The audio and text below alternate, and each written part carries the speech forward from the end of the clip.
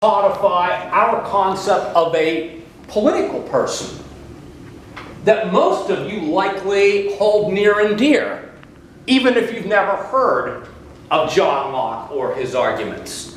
But the whole idea that we are beings with a right to property in our own bodies, that is an idea out of the philosopher John Locke.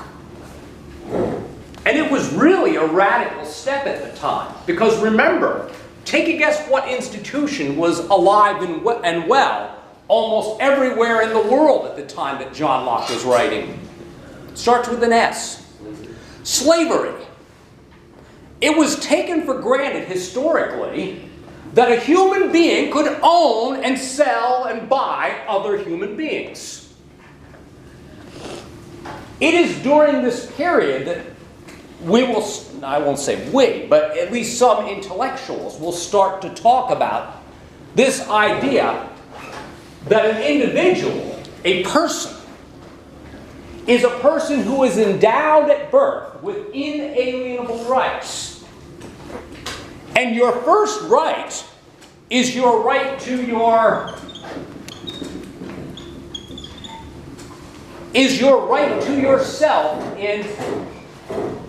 is the right to yourself in your body. And for those of you who are interested in ethics and politics, you have perhaps heard of this right, something called the right to bodily self-determination. This idea actually comes out of John Locke's style of thinking. My first piece of property is my body. Nobody else has a right to it. How do I annex property to myself, according to Locke? Through work. I annex things to myself through my labor. And thereby I make it mine. That is a modernist definition of work, as well as a modernist definition of property that will come out of this period. And the idea that nobody has a right to it without your consent is something that comes along during this period. I know I'm talking a lot about this, but I want to make sure that you know that radical changes happen ideologically in the world during the modern period. And it's part of what sows the seeds for so much of what we take for granted. Although some of this stuff we may be taking less for granted because we don't teach this interesting historical stuff in our schools as much as we probably should. But anyway,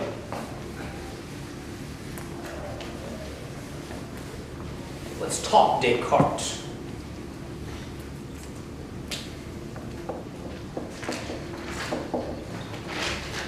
I am not going to force you to memorize the biographical information on Descartes. But needless to say, he was economically well off, and he would be the first of a line of important French philosophers. And by the way, much of Descartes' writing was done in Latin. But take a guess what some of his works were written in. He wrote some of his works in his native French, which was a bold move at the time, because the language of medieval scholarship was Latin. As a matter of fact, the main language of scholarship, all the way past the time of Sir Isaac Newton, was Latin. So it was a bold move, and I'll use the phrase, to write scholarly work in the vernacular. It was a bold move to do scholarly work in the vernacular. That was one move to wrestle power away from the traditional, church-centered authority structure. He wrote some of his work in French. Now, he was an interesting character. You can look him up on that. He actually wrote on a wide variety of topics.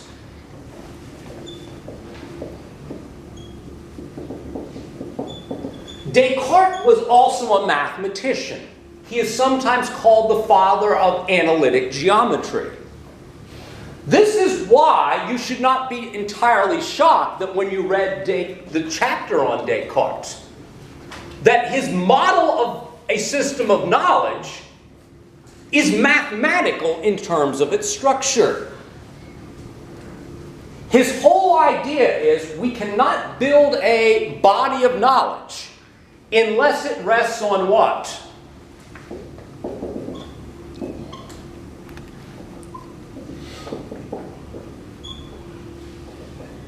A body of knowledge, in order to be worth calling knowledge with a capital K, has to be built on a firm set of conceptual foundations. And unsurprisingly, his starting foundational truth will be what?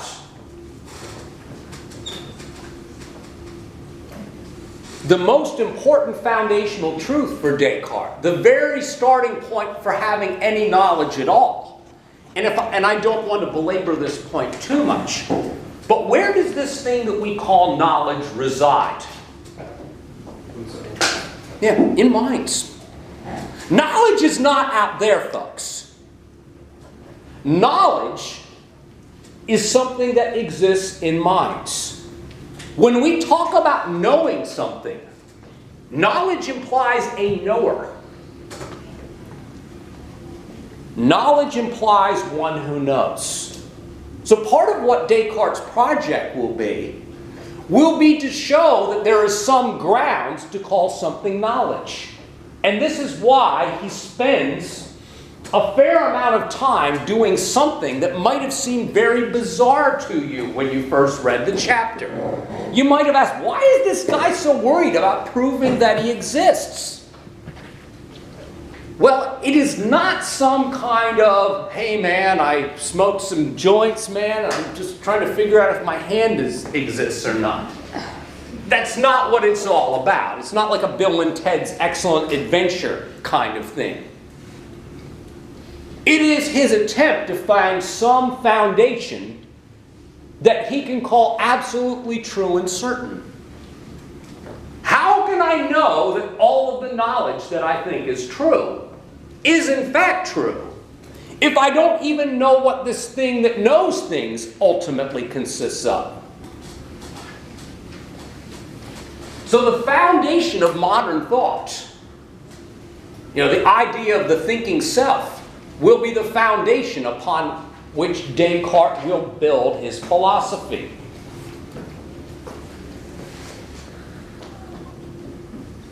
He was also a pioneer in science, although I don't want to talk too much about this because it's not really the philosophical side of his writing.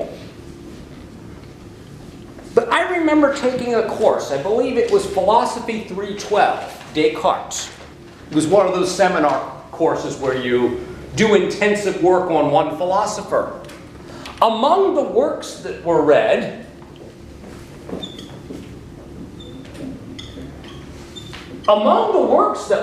were Descartes' works on physiology. He was also interested in figuring out how this biological machine that I possess operates. Because indeed, if you read to the end of the chapter, Descartes held the view that when it came to thinking of myself as a physical thing, I can be viewed indeed as a biological machine. Made up of what? Made up of parts.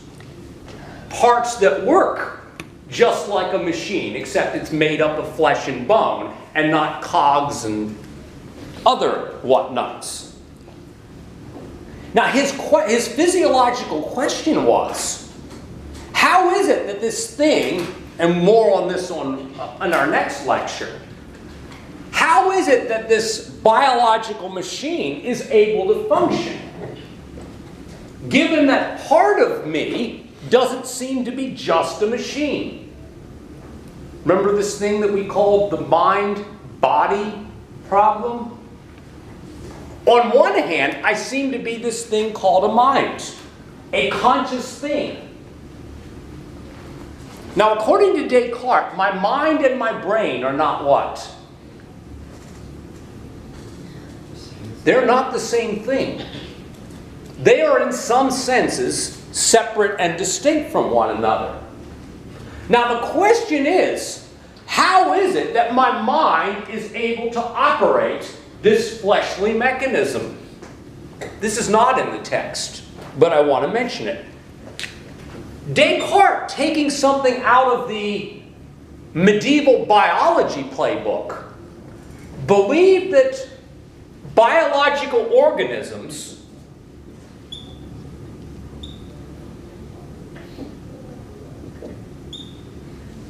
that we were fluid dynamic systems. And if you've ever heard of what's called the humoral theory of illness and wellness, that is kind of a precursor to this kind of thinking. In the ancient world, the belief was that human beings have 4 primary fluids within us. And when these fluids are in balance, we are healthy. When they are out of balance, we have illness. How do you get better? You have to rebalance those 4 fluids. This was the rationale for the practice of bloodletting, to try to rebalance the fluids. Remember, this is the kind of mentality that Descartes is coming out of. Now, what Descartes contends is that whenever I think, arm lift up, he says, my mind interacts with my brain, and he said it was through something called the pineal gland. It interacts with the pineal gland, and the pineal gland then sends signals out to my arm, and the arm does what it's commanded to do. He called the fluid that courses through us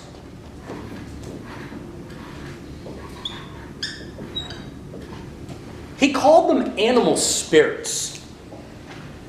Now, folks, this sounds very strange. But in his defense, remember, he's writing in the 17th century, when the assumption was that the main mechanisms of the body are fluid in nature. What concept had not been invented yet? The central nervous system. In other words, the whole idea that the body is basically not just a fluid system, but also an electrochemical machine, was not something that they could have even hypothesized at the time, because they did not have that conceptual framework. Yeah, whenever my mind thinks, right arm, lift up, it is because fluid is sent from my pineal gland, well, from my mind through the pineal gland to my arm. And my arm obeys the commands.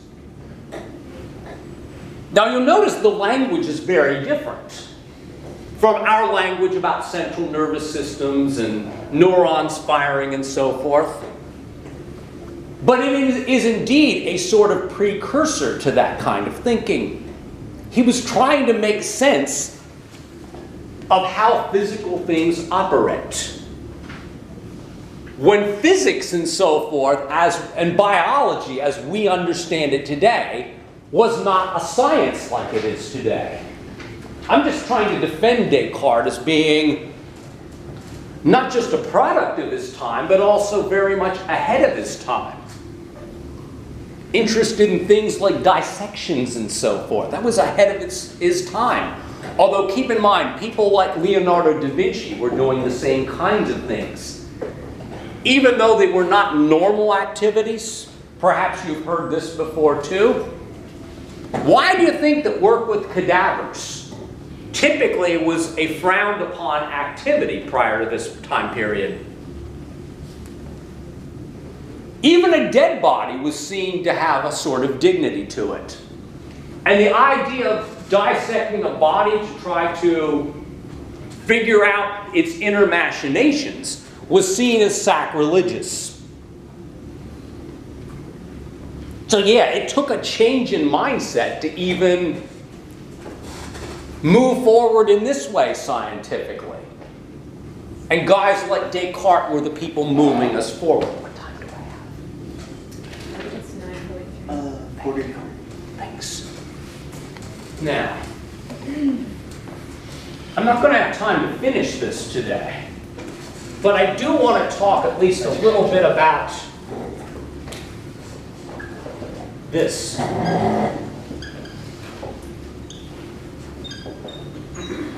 Folks, if you were doing a close reading of Descartes, there is a good chance that I would force you to read the 39 pages translated into English of a work called Discourse on Method. Other philosophers have written other books on method, but I want you to keep in mind that when Descartes is talking about method, he is talking about a set of strategies for getting to what?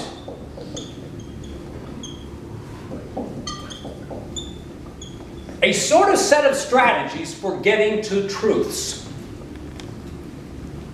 Now keep in mind, Descartes will define truth as those things that can be known how. If I'm going to call something true, it has to be something that I have reason to believe that I can know in what sense? Certainty. Yeah. Knowledge as certainty.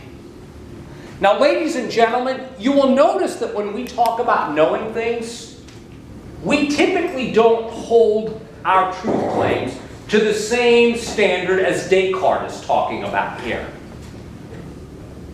Because if I say, I know that it is Monday, October 23rd in the year of our Lord 2017, yeah, if I said something like that, well, I know full well, and I'm willing to say this on film, I know full well that I could be dreaming this right now. I know full well I could be hallucinating this. Notice I say could. Doesn't mean it's reasonable for me to think that I'm hallucinating this, but it is quite possible that I could be. And by the way, if I've been mistaken about the date in the past, how the Hades do I know I'm not mistaken right now? And when I say no, I mean no for certain. Descartes would say the answer is I don't. Now, if I'm going to call something true, it can't be based upon doubtful things. It must be things that I know for certain. And when Descartes talks about things that can be known for certain, his concept of knowing will be almost mathematical in nature. Yes, sir, Mr. Hunter. I don't know if this jumps ahead, but to the evil genius, where he creates everything. These perceptions in time and stuff, if the evil genius creates this, can you really know anything then? Well, for those of you who are reading about this,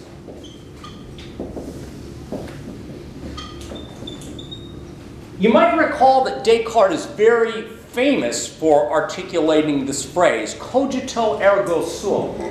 It's oftentimes translated as I think, therefore I am. I prefer to explain it this way. I exist as a thing that thinks. Now you'll note that Descartes, when he was trying to prove his own existence, the thinking self as a foundation for knowledge, what he will do is look at two thought experiments to try to see if he can really know the fact that he exists. Now, the two things that he will look at will be, first, his famous dream hypothesis. How do I know that I'm not dreaming right now? The answer is I don't. But he does say this, even if I'm dreaming right now, there must be a what? Yeah, there must be a me to be having a dream. Because to dream implies one who dreams. Now, Mr. Hunter was talking about that second phase of his doubt of his own existence, where he hypothesized God's evil twin. We'll call God's evil twin Descartes' hypothetical evil genius. He says, suppose instead of a perfectly good and loving God, suppose I've been deceived all my life, and what really exists is a perfectly diabolical genius who is constantly clouding my judgment, deceiving me about things I think I know, when in fact, I don't know them at all. What conclusion he comes to is, even if there is an evil genius that clouds my mind about absolutely almost everything, what is that one thing that the evil genius could never confuse me about? Yeah. I am. Because, folks, to be deceived still implies to be. This is why Descartes will say, I must exist. That is one fundamental truth that I can no longer doubt. It will be the foundation for all of his thinking. Mr. Hunter and then Mr. Marazzo. These strategies for finding the truth. The only truth that you can find then is that you exist. Well, that's for the next lecture. Descartes realizes that he can't stop here. And this is why he is going to see if there's anything else he can know for certain. And guess what? He will think that he can know that God exists for certain. And this will open up a lot of conceptual doors for Descartes that I'll talk about in the next segment. Mr. Marazzo. I think therefore I am the evil genius, not the because the evil genius just has thoughts in his mind. And even though there would have to be a mind to have thoughts in the planet, it's not really you, because the evil genius is creating something completely different than what you actually are. That's not really you. Yeah. Well, Descartes would come back, and granted, I don't know if I can convince you of this, but Descartes would say, nonetheless, that thing that is thinking, that thing that is being deceived, you would nonetheless have to define as a self. Yeah. Even though you know that self how at this point. You only know it subjectively and unclearly. Now Descartes is going to hopefully, in his estimation, get us past all these doubts. Now before we go, ladies and gentlemen, this is not a quiz. This is 100-point assignments